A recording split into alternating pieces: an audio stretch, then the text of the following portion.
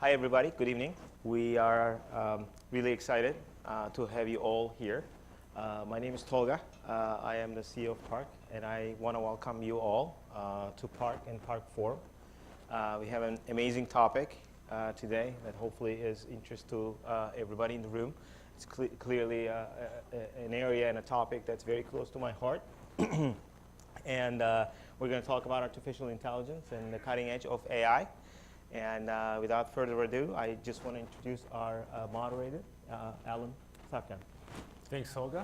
Awesome. Hello, everyone. Welcome. How's everyone doing? Good? All right, good. I'm glad that everyone made it safe. This is an excellent topic. We're really excited to share it with you. My name is Alan Sakan. I am a polymath. I'm a host and producer of a bunch of different things, including a science comedy show, a future festival, and a fireside chat series where I ask really smart people some of the world's most thought-provoking questions, and AI is definitely in that category. So we're really excited. Can we get a little bit of excitement from the audience? Yeah? All right, good.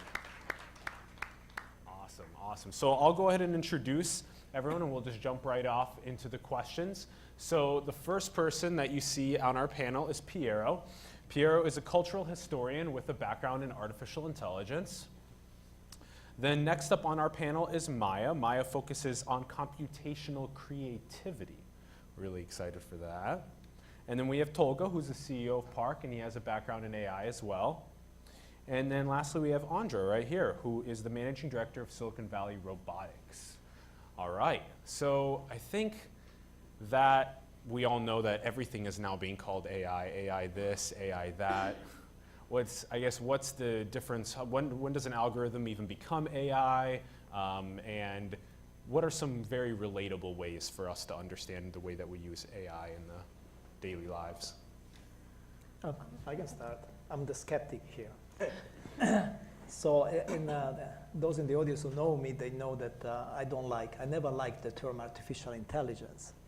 And today, more than ever, there's never been a definition. You know, I wrote down the definitions that McCarthy, Minsky gave, and you read them, they don't say much about when does a piece of software become artificial intelligence. So when AI is not popular, nothing is artificial intelligence. When AI is popular, pretty much everything is artificial intelligence. I spend half of my time in China, where AI is more popular than here. And now I've seen AI hotels. There's an AI store at the Shanghai airport. I mean, very soon the clock will be AI. So it's actually a serious question. I mean, yeah. When does a piece of software become more than just a piece of software, right? And no?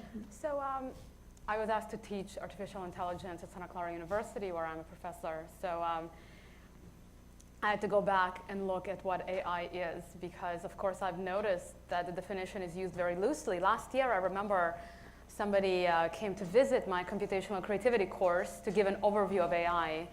And they started back with Alan Turing, essentially defining computer science, which was very disorienting, because we want AI to be something well-defined, not just equivalent to computer science. Broadly speaking, it originally included very heavily things like logic. So logic was considered part of AI, especially when it's applied to computer science. Robotics have been part of AI for a very long time. There are parts of AI that nobody knows about, such as game theory, which has very heavy theory behind it. More recently, we hear AI being equivalent to machine learning and data science, which it's not. And that can be a little bit frustrating, because machine learning, especially deep learning, is very popular. It's a very popular part of artificial intelligence, but it doesn't make it artificial intelligence. My favorite part of AI is computational creativity, which is looking at making computers that are creative in their own right, or machine collaborators that work with us on creative tasks, perhaps in a way that's similar to how we might collaborate with another human. So there are lots and lots of parts to AI, and it doesn't encompass all of computer science, and it's not just machine learning. Yeah, and it's also, in a sense, the definition is shifting, because McCarthy was right to complain when it works, it's no longer AI. like chess programs. Like chess was one of the great problems of AI. Once it was solved, now you can buy chess programs for a few dollars. In fact, probably free online. Nobody thinks that's AI anymore because this problem has been solved. But it is technically, because it's an expert system, and expert systems are part of AI. It's just not hot, exciting AI anymore. So I guess people don't call it that as often. That makes sense. That's actually the same problem that we have with robotics, where once it starts working, it's no longer a robot. It's a product. So, those robots don't work in demos, as I believe some people found out at CES this year. It's well known. But when we started our association, which was started by robotics companies to support robotics, I had to very seriously try to identify what we called robotics. It started with a certain group of companies, but companies change. And the makeup of the companies in our association has gone through a lot of change in 8 to 10 short years.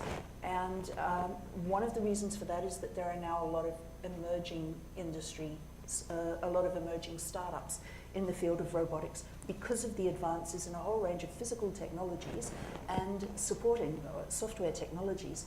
But to me, the definition of robotics, I would often look at who's building it. Because if you tracked through the career arc of certain people who were very clearly robotics people, they'd work on quite a range of different things. So one woman who's very famous, whose name will come to me in a second, went from building surgical robots and robot hands, very sophisticated ones in Japan, to working on the Nest thermostat, to starting Google X Prize, Awesome. to being on the board at Twitter. Another famous person who won the autonomous vehicle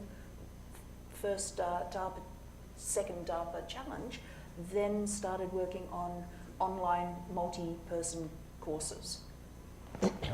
They've still got a background in robotics and AI, and those technologies clearly have very wide application areas. But I'll just take one comment that you made is that robotics and AI are really close and have been for a long time. Absolutely. But robotics came first. Let's get that straight. So if we're talking about the kind of creation story about robotics and AI, it was in the pursuit of what was supposed to be an easily solved problem. Let's just build robots that can think.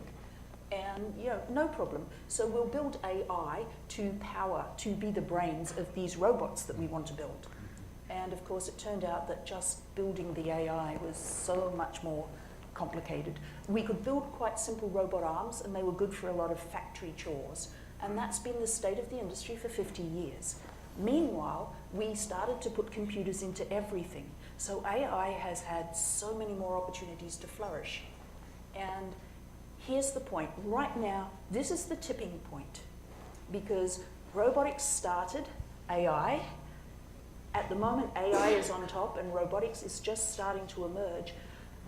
AI is going to become dependent on robotics again because you can't have AI without all of the automation and without the sensors to get your data. And what are the best, I believe we've kind of saturated where computers, screens, and where mobile phones go. So it's going to be our robots and our robot products that are the next generation of getting AI out into the world. And what's your scope of the definition for robots? Do you think about just robots as in science fiction movies? Robots is your Nest thermostat example of robot? I actually think the Nest thermostat is because it's often connected with other devices. Okay. So if we go to the pure definition of robotics, which is a machine that senses, thinks, and acts, then we've reached the stage where our microwaves are robots. Our cars are definitely already robots, even if we do a lot of the steering. The car is doing a lot of the other calculations and sensing. So the brakes get applied the way the car thinks the brakes should be applied, not necessarily the way that we think. Ditto the gear changes. and we're incrementally increasing the amount of autonomy that's given. But I think you have to look at it that way. When we talk about autonomous driving, we think of the car as the whole system, whereas it's a set of subsystems, many of which are actually autonomously sensing, thinking, and acting already. We have an industrial definition of robotics, which relates to movement in 3 axes, partial programming and partial autonomy. Now, I think movement in 3 axes is stereotypically a robot arm, but we have a lot of autonomous vehicles that are also robots. By some definition, the Roomba robot is too stupid to really be a robot, but it's getting smarter. And it was marketed as a robot, and it was built by roboticists. We just have an increasingly sophisticated expectation.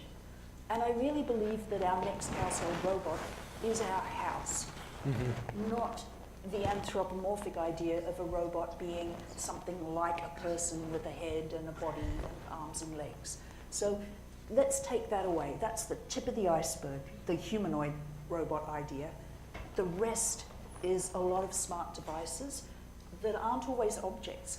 They can be environments as well. I think what you're bringing up here is very interesting. This tendency to imagine that anything intelligent or creative or a robot has to be humanoid, and that the better it is, the more similar it is to us, is really ultimately misleading, because a lot of work, for example, in computational creativity that's very successful doesn't try to imitate us.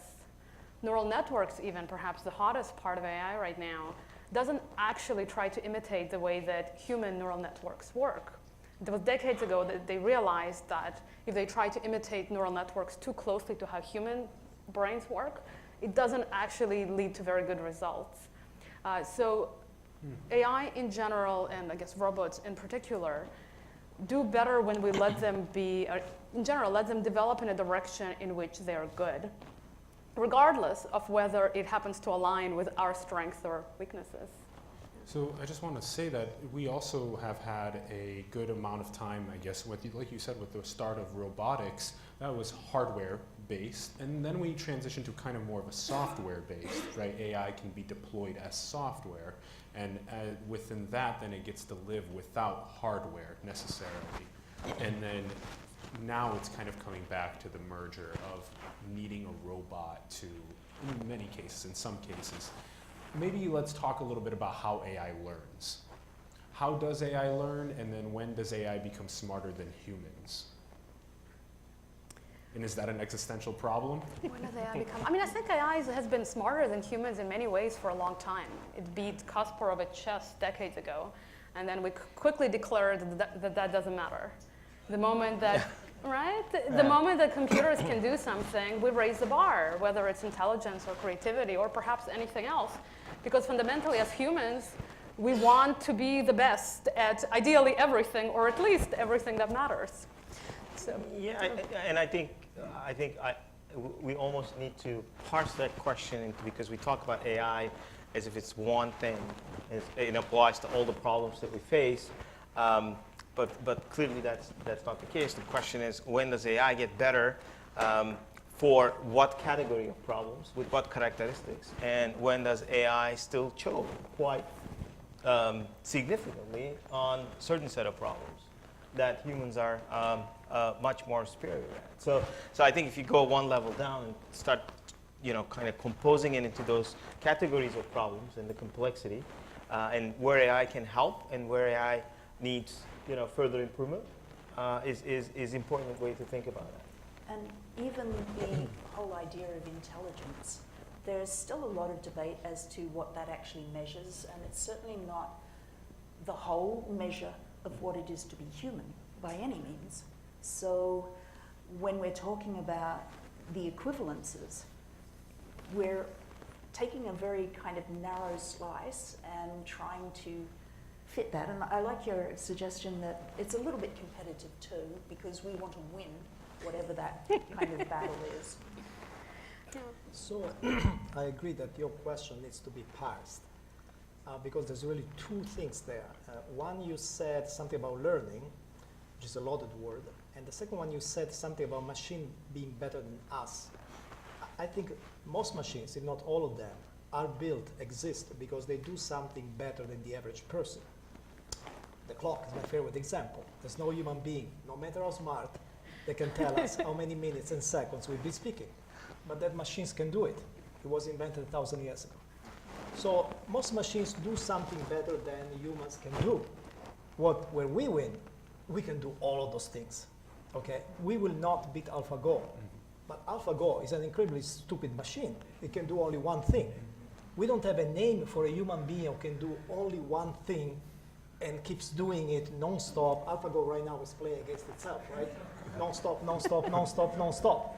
Well, we watch TV, we take a walk, we do many things. We can cross the street, we can do useful things. We can also invent machines, by the way.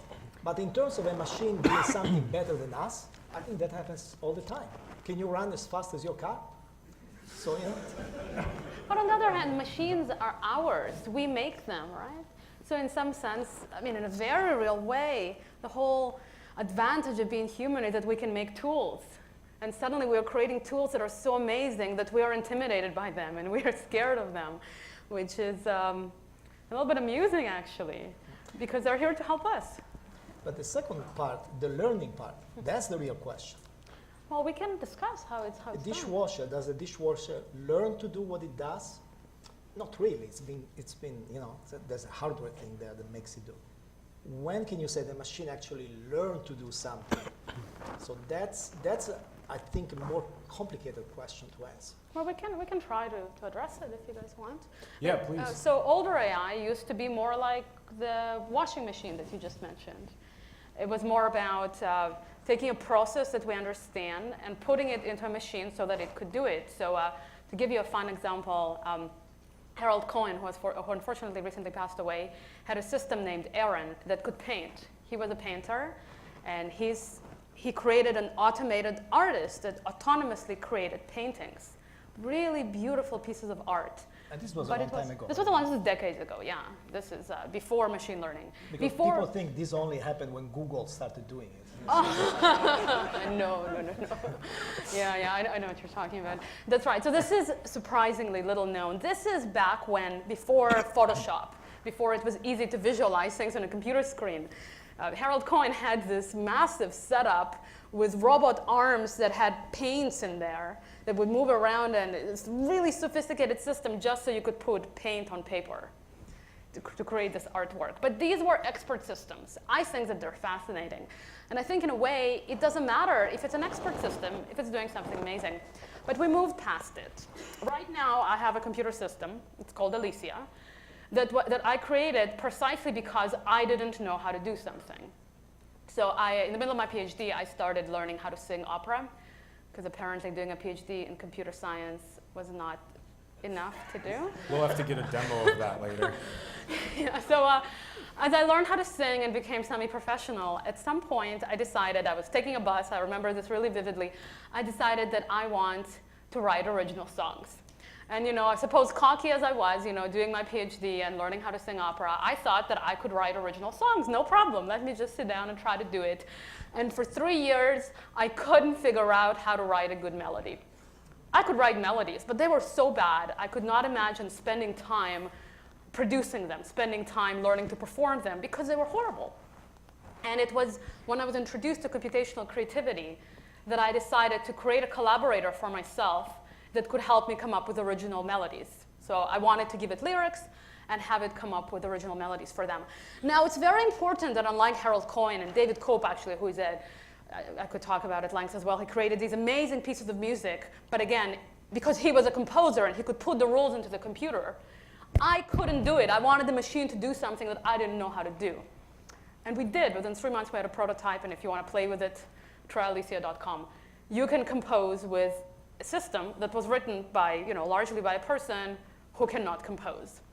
I had a workshop where people were creating music with Alicia, and one of the students was insistent that she was collaborating with me. She wasn't collaborating with my system, Alicia, which is absurd because she could not collaborate on composition with me because I don't know how to compose. All right, so we're really moving forward. Very briefly, the way that AI works, just in a few sentences, is it tries to predict. So the most prototypical example is predicting whether a certain stock is going to go up or down. So you look at a lot of historical data and you try to make educated guesses, most simply, binary, yes or no, is it going to go up or down? Now, when you look at generative systems like Alicia, we have to somehow take something that can predict, that's good at saying yes or no for a specific point, into something that can generate. So what you do with these AI generative systems is you try to predict what the next node is going to be. So you ask Alicia, in my case, what is the next node? And it's going to take a guess, and you simply agree with it.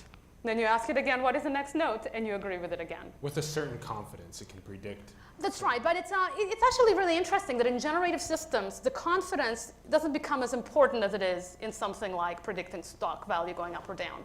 Because the subjective nature of music makes it so that a system that's actually very good at predicting the next note might not be the one that you want to use to generate. Right? So it's a lesser known and more new part of artificial intelligence, where we have to deviate from some of the established standards in deep learning. And we need that so much because, if you think about it, we're using AI to solve some of the world's largest problems based on historical data that we socially have agreed is describing conditions that we want to change and improve on. I can speak of things like gender equity, for example. So this is one of the biggest ethical issues that we run into. If we're building systems that are data-driven and are predicting based on that, we run into problems that are difficult to fix. And yet I don't see that we're using generative AI in any widespread fashion yet. I heard of something related to this. I believe it was either credit scores. That once somebody looked into the AI system behind this credit score system, they realized that it was biasing against certain nationalities. Because if we're not careful, if we're not directing the way the AI is used, it could actually end up supporting some of the negative trends in our society. Yep. Maybe before we get there, I want to ask about that. But Tolga, I want maybe to hear, and maybe you can teach some of the audience about what you guys are doing at PARC at this, high-level research and development in AI. Yeah, I think AI now being as prominent as is fairly horizontal. So it touches on a lot of the things that we do one way or another. But I want to separate, there's applications of AI to various different problems in technology development, and then there's really thinking about AI and AI science and taking that to the next level as well. In that context, I want to talk, maybe mention a few areas that we're kind of exploring, the frontiers of science, if you will. One is in bringing transparency to AI, which we deem to be an extremely critical problem for further adoption of artificial intelligence.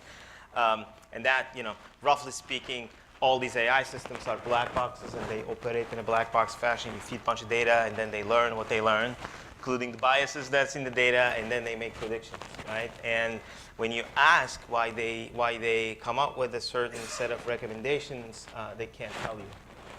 And that poses a problem. That poses a problem in many dimensions, but primarily it poses a problem from establishing the right level of trust between a human agent and an AI agent so that they can actually work very collaboratively with one another in solving these problems, whether that's composing music, painting, right? So we have a set of research activities that really looks at that transparency problem in AI. And then the next step of that naturally is, as you bring transparency into AI and eliminate that black box nature and build the trust, it opens a new frontier in terms of how to think about the science of human-machine collaboration. Mm-hmm. So it's not about pushing the limits of automation and pushing the limits of learning to push the AI to the next levels, but it's about thinking about what we're good at, which is what I was trying to allude to earlier, as humans, and what AI is good at as algorithms, and how to bring those two together as symbiotic teams, yes, so that they can tackle a very different set of problems that have higher degree of complexity.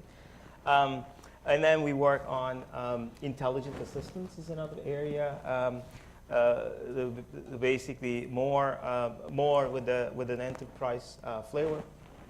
Obviously, as we're part of Xerox Corporation, we do quite a bit of work for them. We think about enterprise, business workflows, and how can knowledge workers become more productive in getting their jobs done, and how to bring in that same realm of human-machine collaboration, how can we bring some intelligent assistants into that context so that they can get their jobs done much better. And then the last one I want to mention, which touches upon the robots idea. I think we don't call them robots, we call them systems.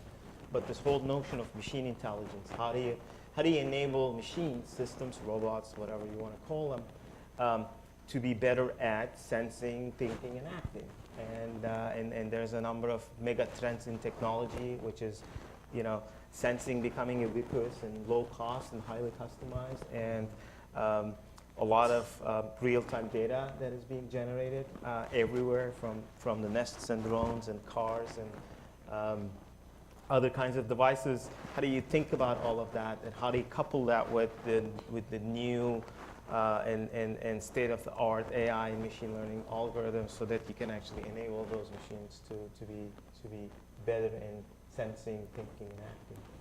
And you bring up how half of the conversation is about humans maximizing what we're really good at, and then robots and AI maximizing algorithms, what they can do repetitively that maybe we don't want to do. Yeah. So what has been kind of the answer for that? Yeah, I think we're sort of in the early stages of really having that answer. But I think it's a little bit, maybe it's nuanced, but it's an important one. Is it's not so much I have a problem and let's break this down into pieces where a human can solve some subparts and a machine can solve some other parts of it. It's really thinking about it holistically, and how, that's why the word collaboration is really important, because we're not thinking about breakdown and assign one versus other. It's about how do I compose with the system together, not I give it a task and it gives me an answer back.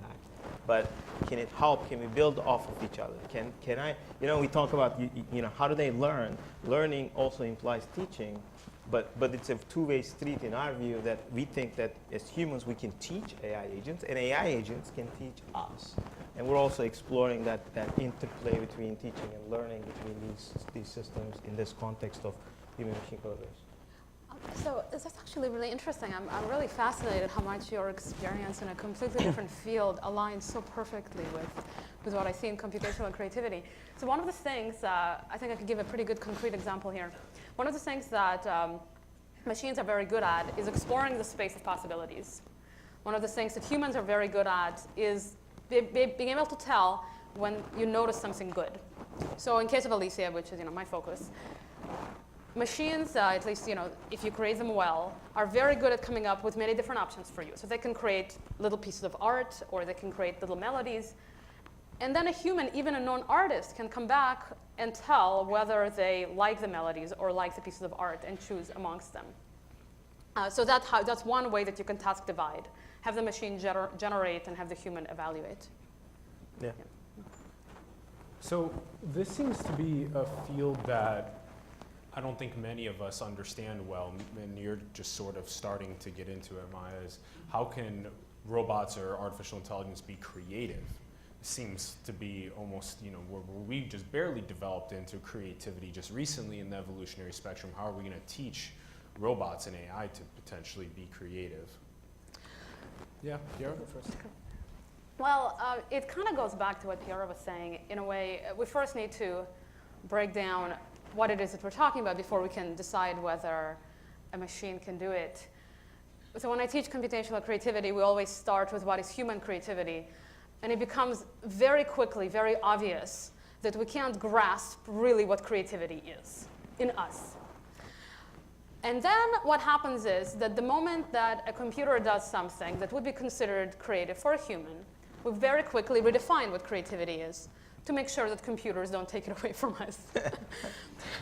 Computers have done a lot of things that would be considered creative for a person. They can paint. Their work has been exhibited in galleries. One of the most famous systems right now is a painting fool, whose goal is not to create art alone, but to actually be recognized as a legitimate artist. So its work, for example, has been commissioned for some very impressive sums of money. Its work is regularly exhibited in galleries. And that's an autonomous artist. It's not a co-creative system. And we have analogous systems to those in music. which are often co-creative as well. We have some of my colleagues work on jazz improvisation. So there is this amazing video of a human pianist collaborating with an autonomous piano. And they together create these beautiful pieces of music. So I think in a very real sense, computers are already creative.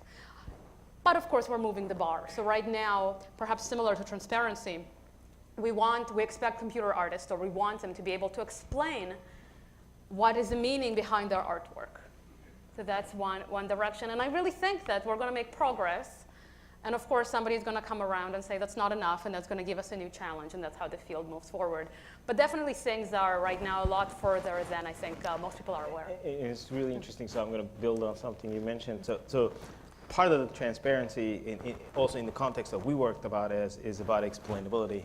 And it's a really interesting concept as well. I think EU is actually on its way to actually make it a requirement for these algorithms to be able to articulate and explain themselves.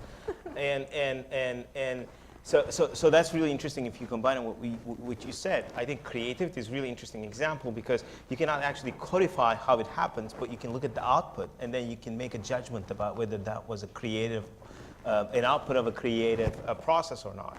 In the same way, if you think about, if you combine that with explainability, it's really interesting. Then you can actually, if you achieve that level of explainability, maybe it can actually help us get to the explanation of what creativity might mean by means of doing that. So I'm also interested in that scientific kind of creativity. I've always been interested in how we come up with scientific theories. The paradigm shifts. Somebody comes up with the idea that gravitation, that the apple falling from the tree and the planets turning around the sun are the same thing, or Einstein's relativity.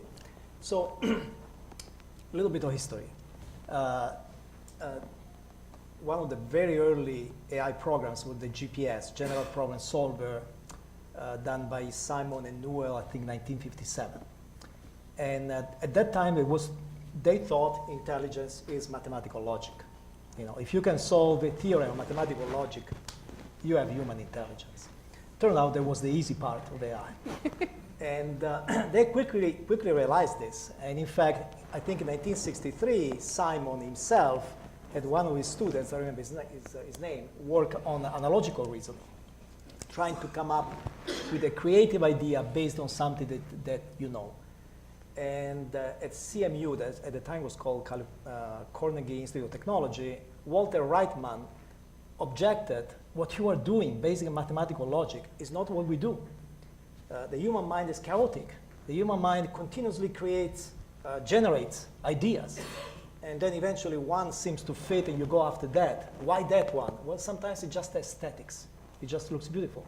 Sometimes it just fits the So that was the beginning of a branch of artificial intelligence. Now everybody talks about the success stories of AI. We have to write a book about the failures of AI. Because this branch of AI... It's going to be a long one. Which I call theory formation. How can you have a machine come up with a theory? Okay, I give you some data. Now don't just give me the pattern. Come up with a formula, like Newton's formula, okay? So that has been going on for a long time. 1963, that's why I was mentioning the dates. Now it's 50-something years later. That's an extremely complicated problem, actually, turns out. How the human mind suddenly changes the view of the world and comes up with the idea, you know what, space-time is warped. Things like this. Yeah. There is some work happening at Georgia Tech where they're trying to intentionally mix different fields to try to make these discoveries automatically. So some of the greatest discoveries happen by looking at work in biology, to particularly understanding how different marine animals work, and then we can take that back into technology and build in analogous systems. And there is effort at various degrees of research to try to make this happen intentionally. So what's called conceptual blending. So one of the it's well known that one of the best ways that creative ideas come about is by taking existing things and blending them, and they're trying to do that towards scientific discovery in an automated way. And today, the one field that is very interesting in this is biotech. Is I don't know what to call it, healthcare industry, whatever. Why? Because designing drugs and developing them is a long process. It's extremely expensive. You have to do so many trials, and each one costs a lot of money. If you succeed, besides making a lot of money, you save lives. Okay, so we started realizing we don't have enough drugs for people, even if we have so much, so many data. We can't come up with the drugs just because it's so complicated to come up with theories of how proteins work, how genes work, and so on. So now AI applied to scientific theory has a very practical application. So AI is now permeating into almost every single industry. It's assisting people, it's reducing suffering, providing food, providing healthcare, so many different things. Well, what about the other side of AI, the side of AI that we can potentially unleash into a market to maximize our money? Who is going to be programming ethics into AI? There's, interestingly, in the last couple of years, there have been so many new groups forming to discuss the ethics of AI and autonomous systems that it's clearly the time for it to be on everybody's agenda, all the way up to the World Economic Forum. One of the things that fascinates me is I'm in the middle of the process in robotics where the pioneers tended to have ethical, well-designed systems because they had spent their whole lives building things. But what I see is as the first wave moves through, and the next generation and multiplies and does it much more with much less, I guess, training and thought. So I think we start to get a lot of careless, thoughtless products in the world. And I think that this is the tipping point that we've reached algorithmically, where things that seemed like a good idea at the time start to seem not so great in practice. You know, bye-bye democracy, for example.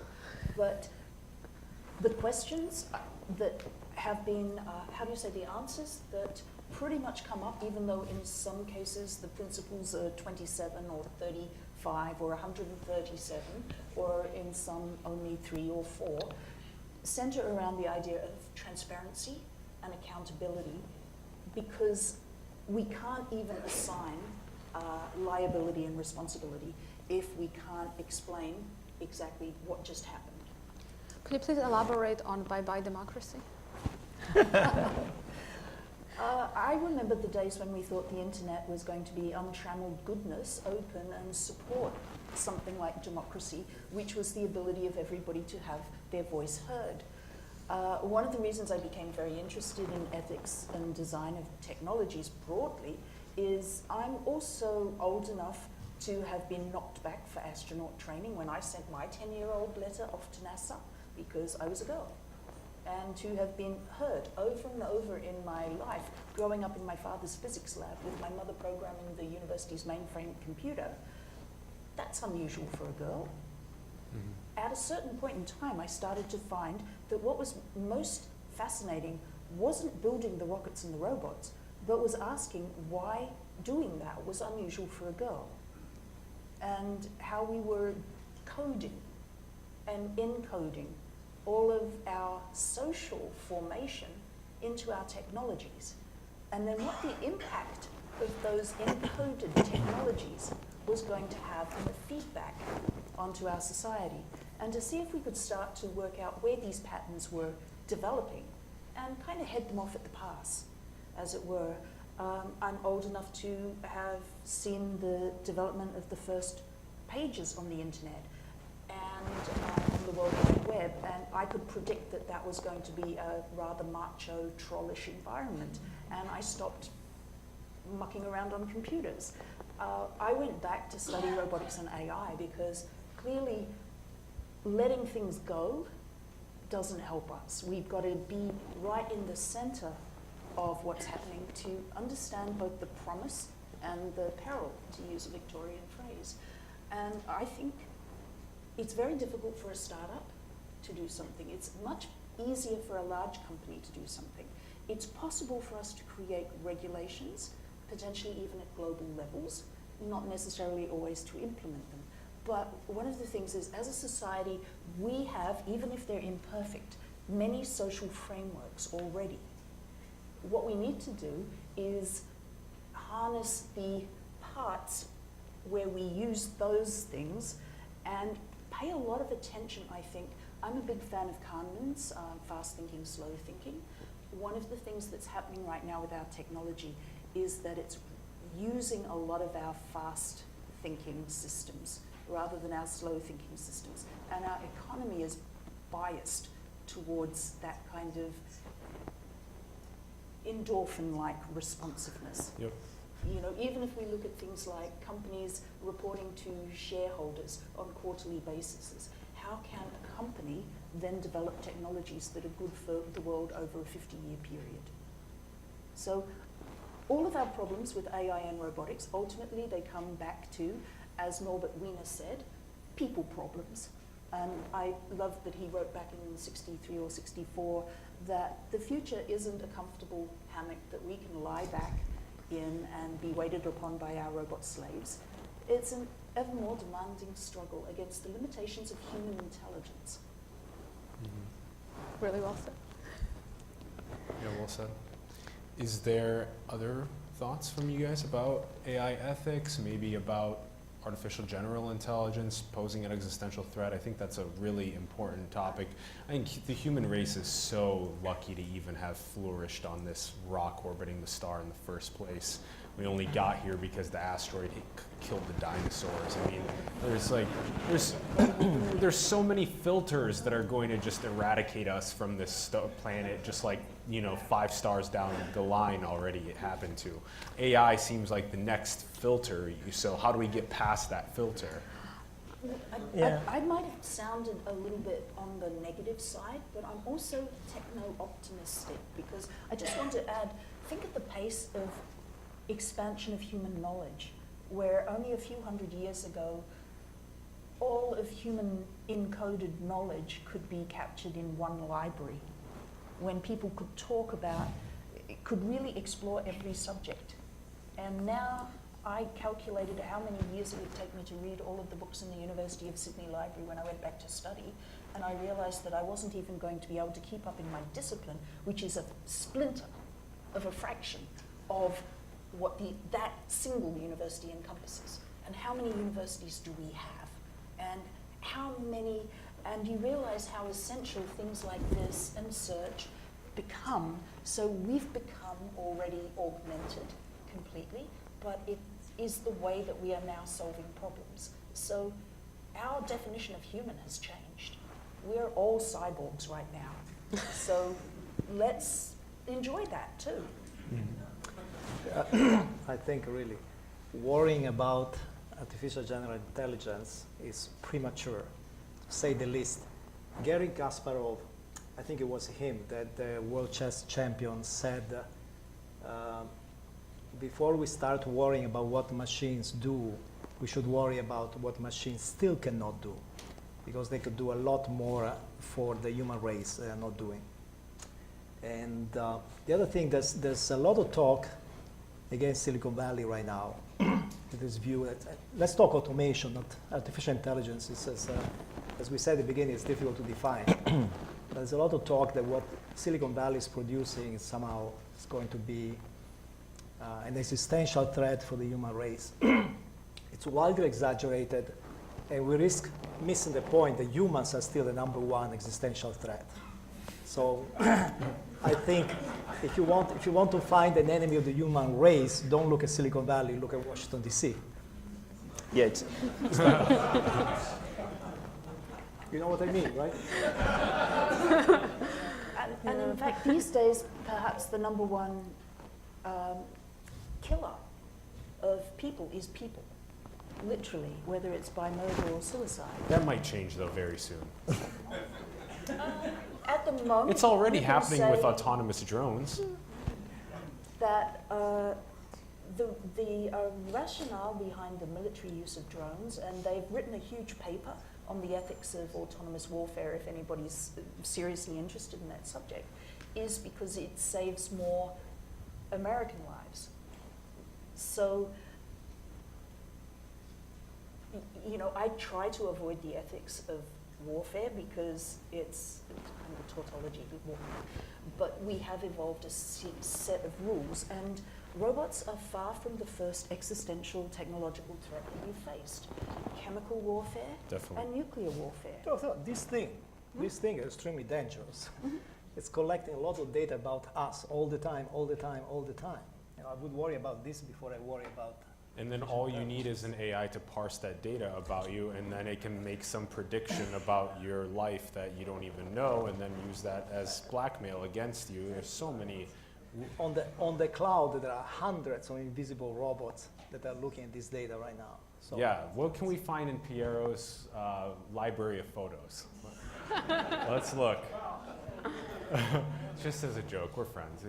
There is a hypothesis that I heard recently that humans of the near future are going to become very comfortable with being constantly watched and listened to, and are going to become just less sensitive to privacy. I'm not sure that's We going already to are happen. constantly listened to. You have Google Home or Amazon Alexa inside of your house. We have the maps. Yeah. Google Maps is constantly pulling data. You know all the tags on your emails. So, all right, let's talk about human capital changing. I think there's so many people in this room that have work that some people like their work, some people don't like their work. We see millions of jobs being automated across many different industries, from transit to just the service industry, retail industry. What's the essence of how human capital is going to change in the next 10 years? And what kind of work will we be doing, and what should we teach our kids? So I'd like to comment on that, and I think it ties back to what Andrea was saying earlier. I think this is more of a social issue than it is a purely technological issue. I really doubt, primarily because of the things that were pointed out earlier, companies are under such enormous pressure to make profit that it's highly unlikely that they're going to both create the tech and find the social solutions for us. It is perhaps not entirely their place to organize our society. I don't think we even want them to. So as a society, we need to take responsibility and figure out what kind of world we want to live in as AI gets more and more sophisticated. The fear, unfortunately, is that we're going to see the same phenomena that we see far too often, where with any human advancement, the rich get richer, leaving more and more segments of society behind. For example, with autonomous driving, which I think fundamentally is such an amazing thing and is going to save many lives, truck driving is one of the most popular jobs out there. And what's going to happen to all of these truck drivers? I've got to step in there as well, because and also on the point before, privacy is an incredibly recent concept that has only ever been possible for the wealthy in the last 100 years, or perhaps the middle class, shall we say. Everybody before that either lived in groups or was surrounded by people. So the fact that we worry about privacy now is actually is a very recent construct, shall we say. But going to the next issue is truck drivers, which, if you look not at the job stats for how many people have the job, look at the figures for how many job vacancies there are. And you'll find that vacant truck driving positions are more than vacant manufacturing positions. And there are a lot of vacant manufacturing positions. So when you really dive into it, the areas that are being, let's say, automated by machinery, because I think we've just seen a huge takeover of a lot of kind of white-collar jobs through automation, through computerization. We worry a lot more about robots, and yet that's going to be a slower change. The physical infrastructures are a little bit harder to change, but the jobs, the incentive to put robots into jobs is because people are not doing those jobs, because human labor is cheap. And I can tell you, I listen to a lot of startup pitches. I've been involved in a lot of investment groups and mentoring, and if you take a pitch to any investor and you say, I'm going to replace a human, they'll go, well, come back with a scheme that's going to make money. You know, not only that, but human labor is infinitely replaceable in many ways. Okay. Human labor is quite talking long expensive. term as opposed to migratory It's quite a labor. large cost in terms of, it's probably third about of total cost. I mean, you can look at PARC, if you look at your balance sheets, if you look at Starbucks, if you look at truck drivers, they're a third of the cost of the company. I do think we've got to worry about the inequalities in wealth separation, because if you dig deeper into the truck driver story as well, it's the same story as with taxi drivers. 10% of truck drivers and taxi drivers, perhaps a little bit more, own their own business.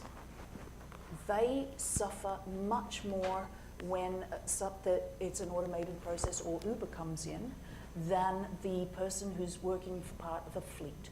So it really comes down to the ability for our less well-off classes to have social mobility.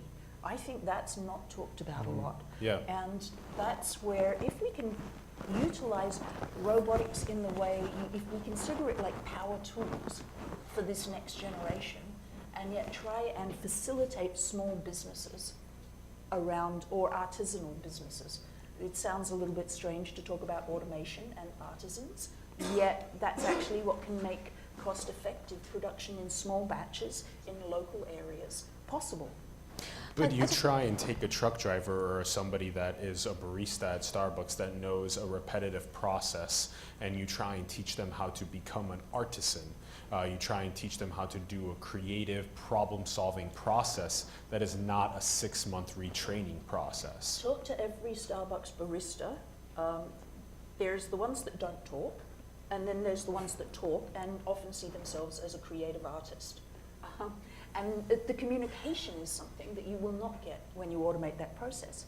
But I'm not saying that the jobs are safe, because again, human labor is the cheap part of the equation. What Starbucks spend the most money on is the real estate.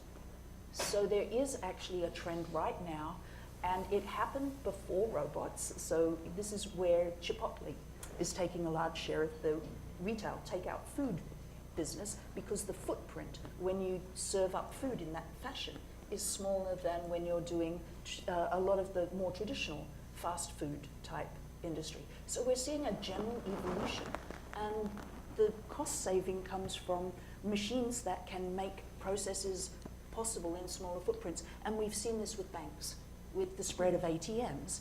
And everybody said they're taking away the bank teller jobs, but there was actually a net gain, because banks were able to create many more branches offering the same services but with fewer people, so they opened more branches and employed more people.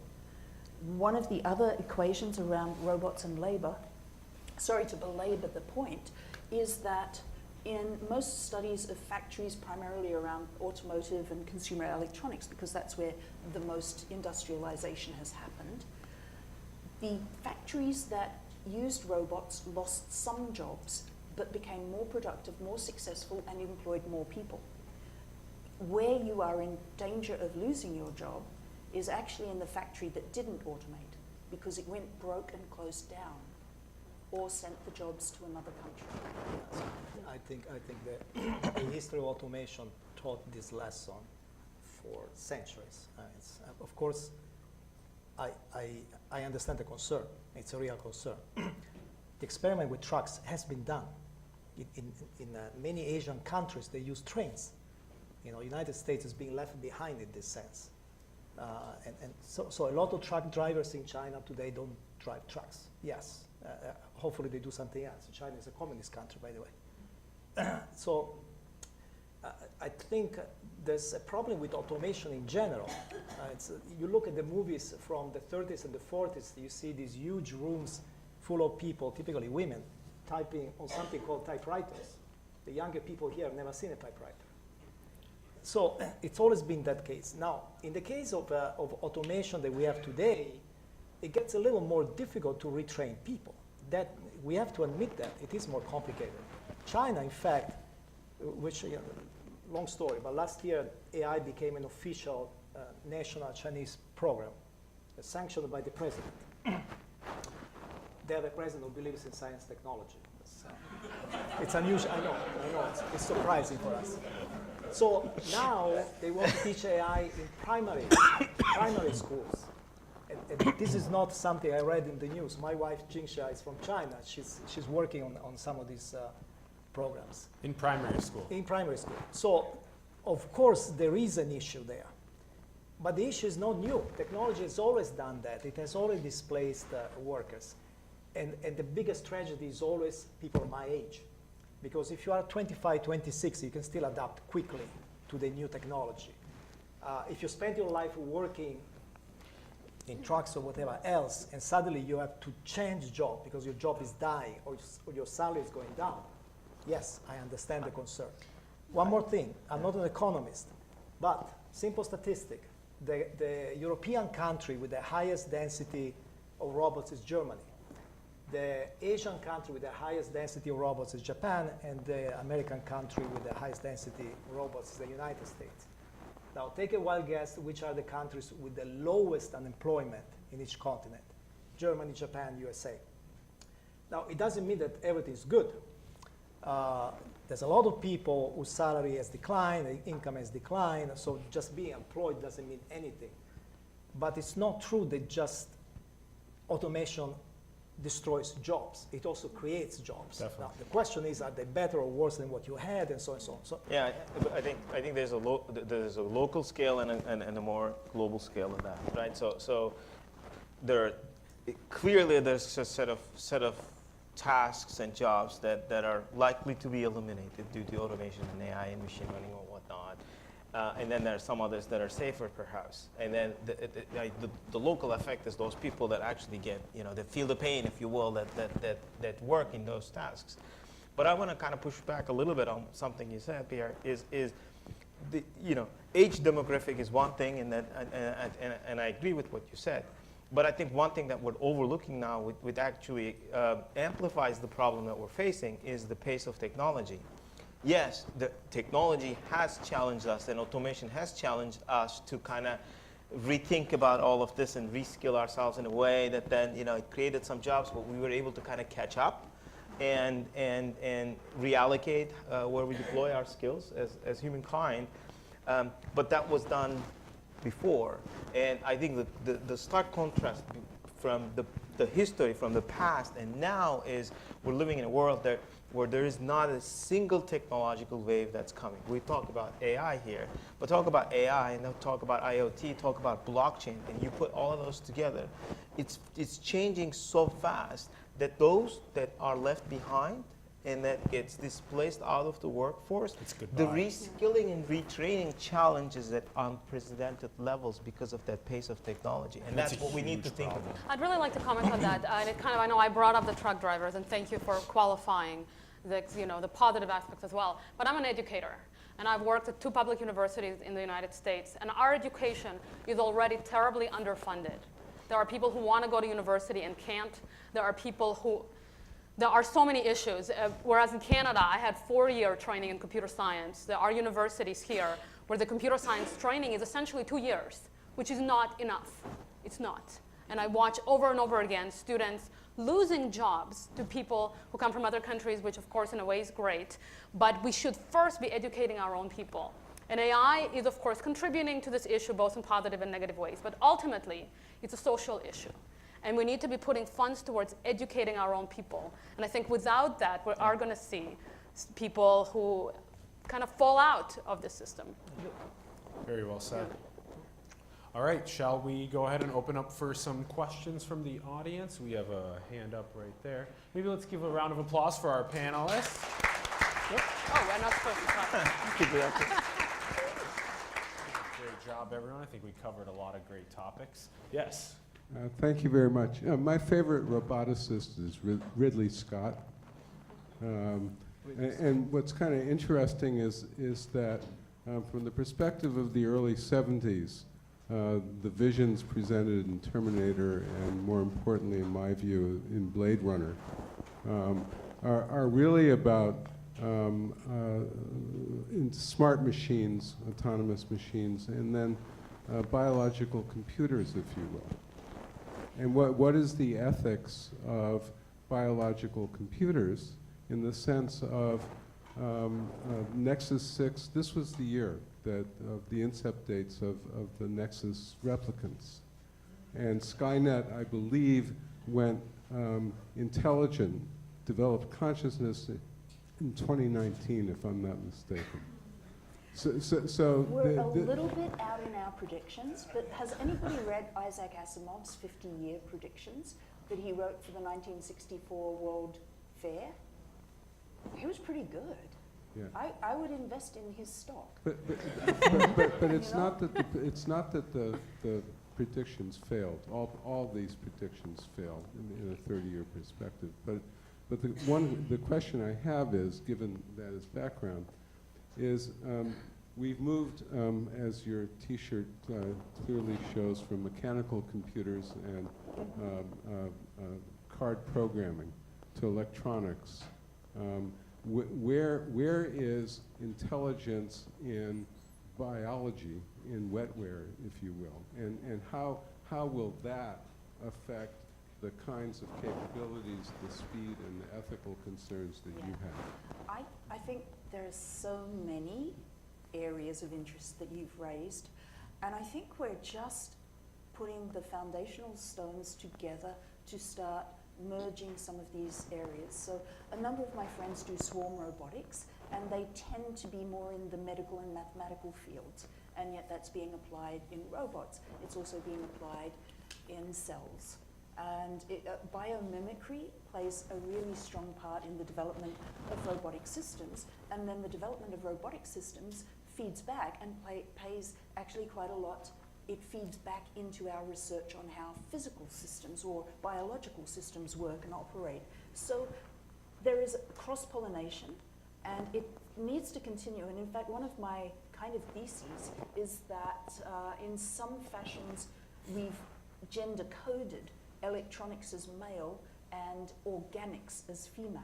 And one of the things that I notice is I don't push so hard to get women into robotics and electronics. I try to get them more into modeling, mathematics, and biochemistry, because I see that as perhaps being the next thing. If we're looking into, you know, future training and future proofing, let's not necessarily teach Arduino anymore. That's a kind of big theory. Also, in terms of the films you raised, you probably will enjoy Ex Machina. Okay, a really great musing on the whole thing of human, but you also raised a really big point there, is that we always conflate artificial intelligence with agency. Okay, so the question should be not what can computers or artificial intelligence do, or what can't it do, but what on earth would it want to do? And I don't believe that currently our systems have anything near a biological imperative.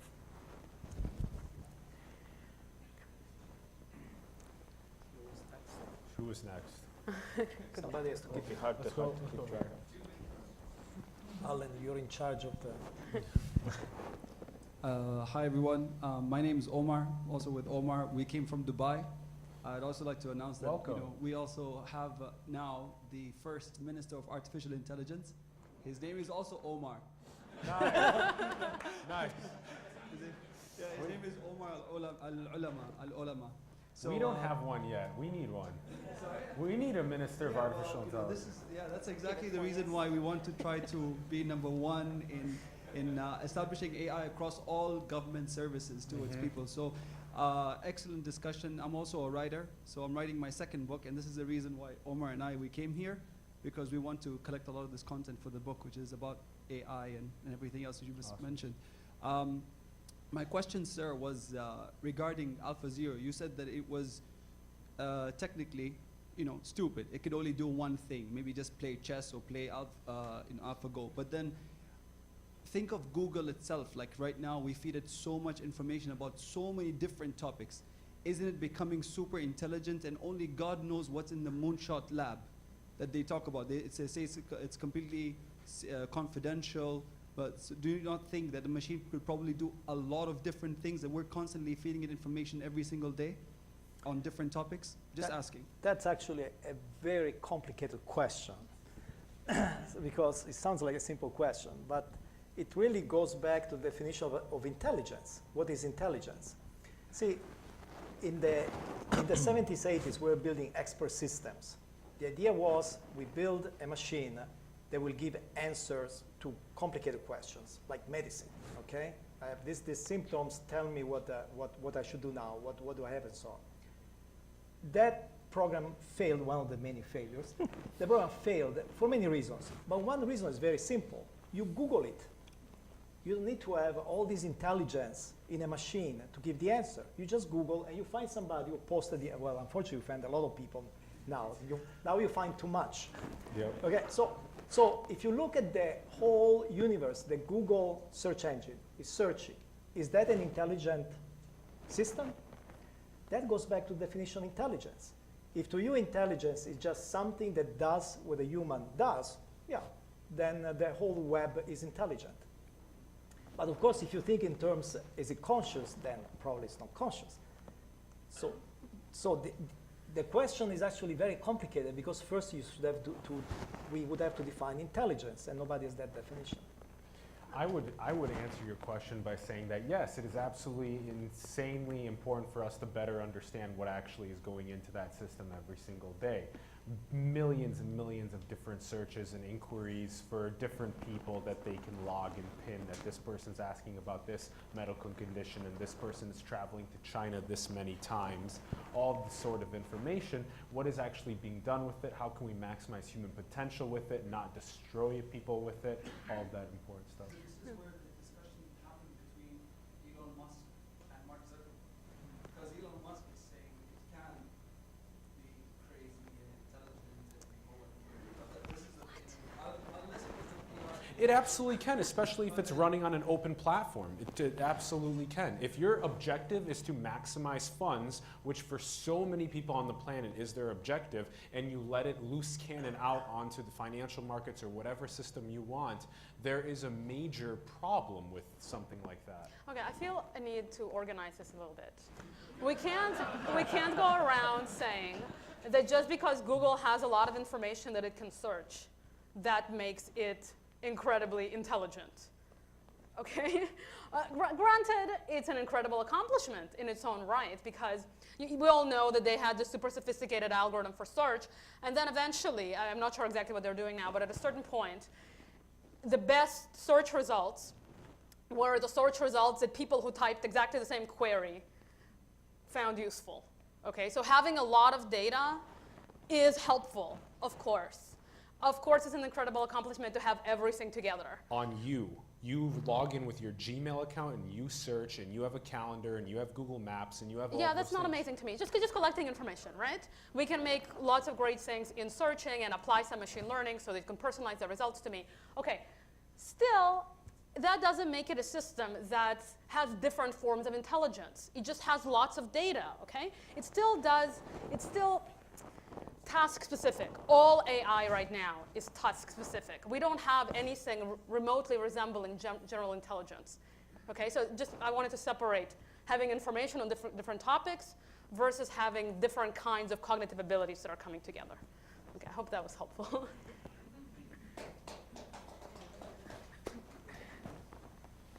I guess back there. And then let's take this middle. You've had your hand up a couple times. Yeah, let's go to you next. Next. Okay, so Yeah. if you look at the evolution of technology, you know, if somebody holding a sword in the 1600s would be the equivalent of owning a Ferrari today, right? It was beyond your reach, right? And if you look at how someone had a computer, that if you walked around with a book, that was something that was really technologically advanced, equivalent to now just having a paper book. It kind of goes from someone who has a lot of money to own down to something that's just very ubiquitous. There's writing on everything, whereas before, if you could write, that was unbelievable.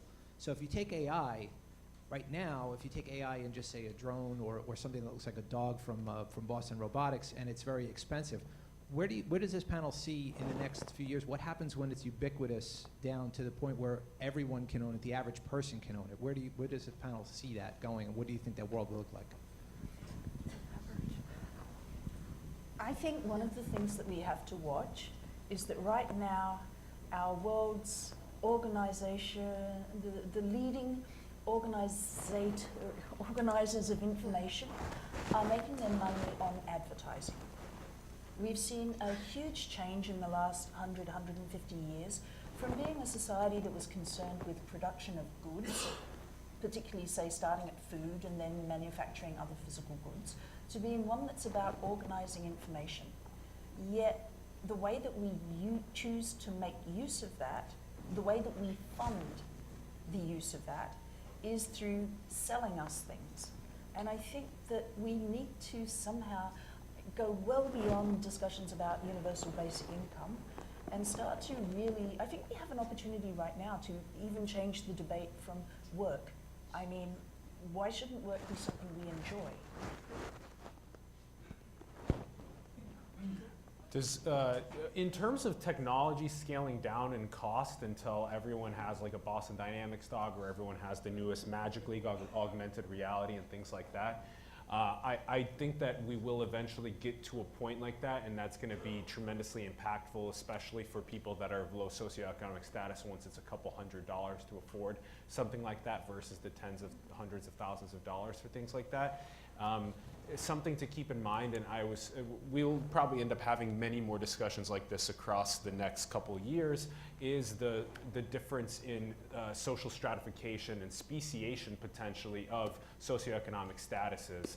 I do firmly believe that if we're not having a global conversation about the potential split that we're going to have in terms of 8 people right now own as much wealth as the bottom 4 billion people on the planet, that those, you just remember that it's the people that can own the artificial intelligences and the genetic engineering and the colonization of space are the ones that will just straight up do that without the potential looking back. Why would I not want to purchase a 3rd space station for myself rather than hire 50 people on Earth to solve a problem? So there's all these conversations that I love having about the future that I really want to make more popular. And that actually makes sense of my answer to your question, which is, these days or in the future, is it really going to matter if we've seen the democratization of technology occur in something like drones, where, you know, for $3.4 billion, you can have an autonomous satellite. Then it can go down to, you know, $300 million and you can get a Predator drone. Then it dropped down, and for, you know, $1 million you could have something else. And then for $10,000 you could have a drone that was, you know, professional grade. Dropped down to hobbyist drones. And now you've got little micro drones that are under every Christmas tree and sold in every shopping mall. But the thing is, nobody has done anything useful with any of the drones below a certain level. So what was the point? And many people, there was an entire investment bubble around it where people went, well, yes, why? Physical technologies have scale issues. And the things that have the greatest impact, like you talked about writing, it's a technology that had a network effect in the same way that many of our communication technologies have. And what people haven't harnessed yet with, say, drone technology is having some sort of network effect capability, whether it's manipulation or an information one. And these things are still to come. So the spread of the technology is often quite separated from the real impact of the technology. Yeah. Augmented reality is the future of education. In 2 to 5 years, when every single person is able to afford a pair of Magic Leap augmented reality glasses, and they're able to potentially retrain from fields that are being automated in just a couple of months or even a year or 2 years, you can potentially become an artist or a creator of some sort, of solving some major problem rather than doing a repetitive task. I think that that's going to be a major equalizer, technologies like that. And then I think the middle question. Yeah. Yeah. Thank you. Yeah, so kind of piggybacking the last question with the wealthy people, and then also, because there's been discussion about China having a stake in AIs and other countries, do you see there's a possibility for like a new space race against, with like who's getting the AI first, who's getting the best robots first? And is it going to be between countries, or is it going to be between the ultra-rich people? That's happening. I think we're all nodding and saying it's already happening. I think Who's that winning? it's too early to say. Big time. China, big time. I mean, the what is it, Arnold Foundation. So there are 4 or 5 top competitions in AI. The last 12 months, the Arnold Foundation competition, the ImageNet, which is the most famous, the COCO, which is Microsoft, then 4 or 5, all of them, look at the winners. They're all Chinese teams, period.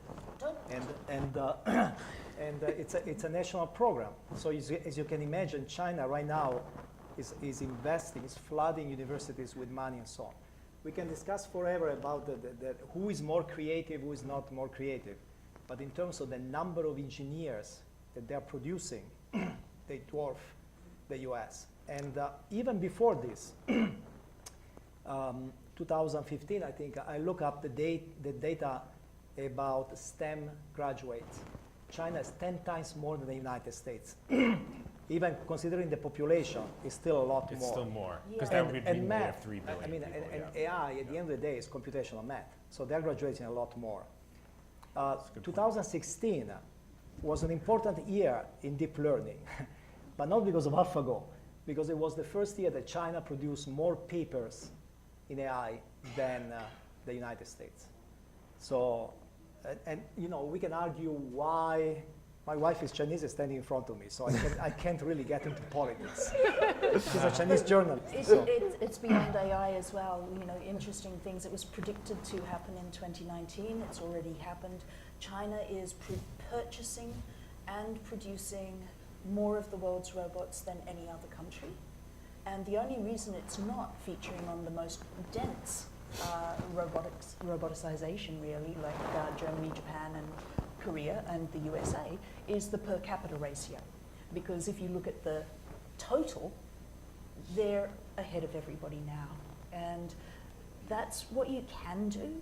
But in terms of, say, the space race, we've seen a transition from a space race that had to be the province of governments to being one that is a private enterprise, because the cost of the technology has decreased. And last year, to my great pleasure, because I'm a quasi, which is a Kiwi Aussie, New Zealand started launching satellites. Okay? Who would ever, when I grew up wanting to be an astronaut, never in my wildest dreams did I think that New Zealand was going to be launching rockets. And now even Australia's got an agency, a space agency, and they only just got it this year. So I just want to make one contrast, I think, to the previous question. I think we danced around definitions of intelligence and what's artificial intelligence. I think that the crux of that question is what winning means, and you have to define what winning means. While everything that's said about China and other parts of the globe are true, the space race was different. There's a stark contrast because the objective was very, very clearly articulated. Put a man on the outer orbit, and who does that first wins. I don't think we know clearly, at least I don't, what winning in AI really means. I mean, is it publishing more academic papers or putting more, creating more companies? So I think it's a constant debate. China is doing a lot of really, really important things that feel right, and you need to be putting emphasis on that at all levels, etc. But I think it's too early to declare who has won that race. Yeah, So. that's a very good point, actually. But my concern is not so much who's going to win between China and US. Unfortunately, I think I already know who's going to win. But I agree with him that it's difficult to, that depends how you define win. My concern is all the other countries. See, we already live in a world where there's a huge gap between Silicon Valley and, I don't want to name countries, pick a country in Africa, Latin America, whatever. The gap is colossal. I mean, it used to be a gap between a country that has 1,000 cars and a country that has only 5 cars. But now we have AI, virtual reality, 3D printing, biotech, and so on and so on and so on, and they don't. And tomorrow we'll have how many thousands of deep learning systems and whatever, and they don't. So the gap between those 2-3 countries, which is really US, China, Japan, Europe, Singapore, but the big ones, it's really just 3 or 4.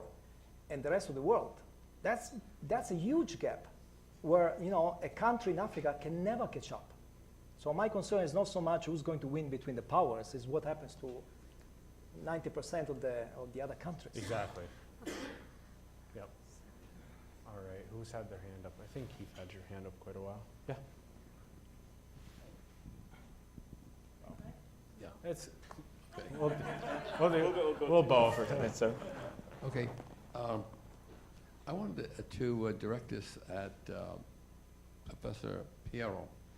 I hope I got that pronounced correctly. I wanted you to, one of my great heroes, and is one of your countrymen, the original inventor,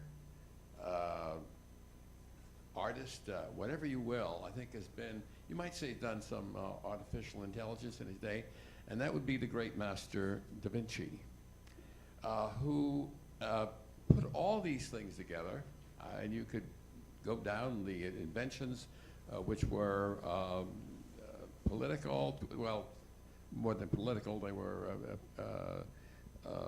used in artillery and so on and so forth, which had a certain amount of artificial intelligence, you might say.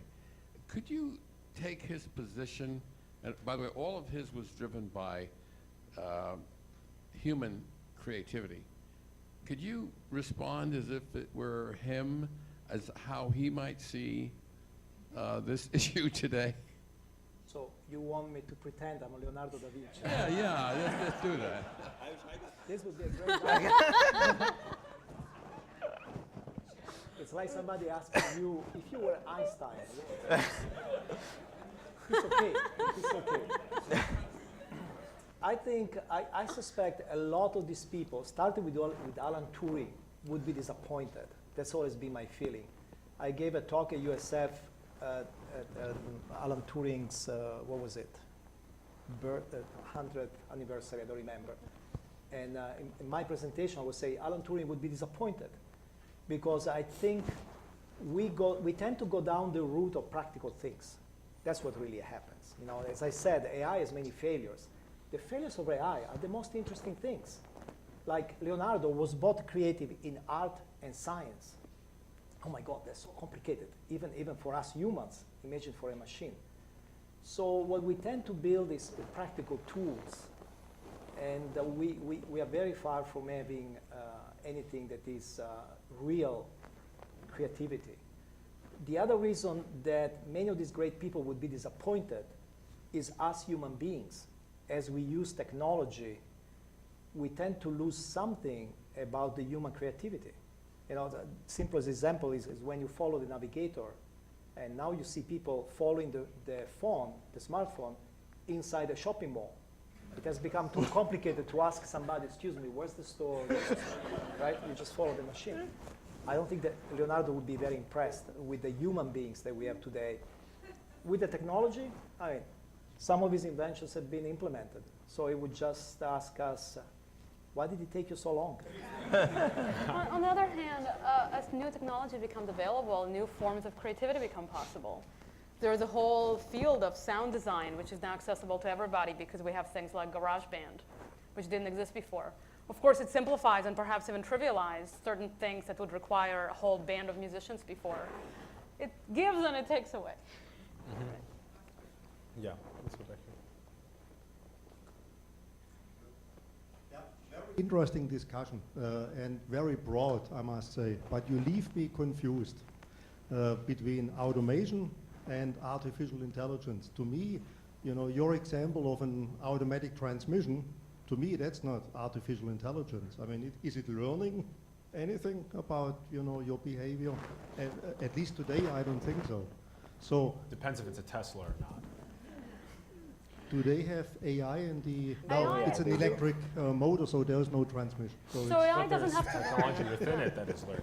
Yeah, So anyhow, but you get my point here. So to me, there's a huge difference between automation, which is kind of a pre-described process that's taking place, and artificial intelligence or whatever, however you define it, but something that learns, that takes data and learns out of those data, and that then does something different, and then here comes the transparency, of course, right? So you have not helped me understand that part better, I must say. Out of the discussion, what's clear is that most artificial intelligence doesn't really learn, okay? And most autonomous systems or automation these days does sense and think. So we have thinking rather than learning here, and we have thinking and sensing here in automation. It is a spectrum. And there's a lot of things that still pass as robotics that now they're really stupid, okay? But technically, it passes. And let's just leave it at that end of the spectrum of automation, up to things that are just nowhere near human capability, except in very narrow specializations. Whether we're talking about a robot arm that can move 500 pieces a minute and put them exactly in the same place every time, or whether we're talking about the calculations that allowed to successfully play Go for using artificial intelligence, but it's not the learning that we think of. Can we put that on a spectrum again? There was thinking and sensing, and then there was learning. Where yeah, well, we have perception-based, and then we have manipulation-based, and we have what I would still call calculation-based thinking, rather than the whole nuanced spectrum that we have. You can elaborate on this much more. If you just look at it historically, one of the oldest approaches to AI were expert systems, which had no learning whatsoever. All it did was put a process into a computer, and it let it do it perhaps faster, perhaps a little bit better, but more or less the same way as a human would have been able to do fundamentally. But nowadays, AI and machine learning are becoming synonymous because of the way industry is viewing it. AI is a lot more broad than machine learning. And so we can have AI without having learning, without having data, because we had AI for decades beforehand. That being said, I agree with you, actually, that the boundary between computer science in general and AI specifically is a little bit blurred. In automation, and I just want to add one more dimension, actually. The way I think about this is sense, think, or compute, act, and create, right? Or design, you could call it that as well. And the more you have combination of those things done by an agent, the more we can think of it as more intelligent. So there's always going to be different combinations of those kinds of capabilities in systems of the future. But I think the hard thing is to bring it all together in an integrated fashion. And the more there is, you're on this side of the spectrum as opposed to sort of pure automation side of the spectrum. But I'm confused too. I'm very confused because I keep meeting startups that tell me I'm doing artificial intelligence. And I keep asking questions until I figure out they're just using statistics. So Which we've known for. which is a form of machine learning. But, Yeah. Awesome. All right. Tolga, do you want to close out by speaking about PARC for a little bit? Sure, and thanking people? sure. Well, I mean, first of all, I just want to thank you, Alan, for moderating. Well, thank you, guys. A great conversation and a dialogue. Hopefully everybody enjoyed it just as much as I did, and my fellow panelists. So I just want to thank everybody for coming, and maybe put another quick note and announcement for our next event. We do these regularly. Our next event is going to be on March 22nd, and our innovation services group would be speaking about how we explore, our approach in exploring technology before it even exists. And I think that's just going to be another fascinating night to talk about that interesting topic. So again, thank you for coming, and hope to see you with us next time. Thank you, everyone.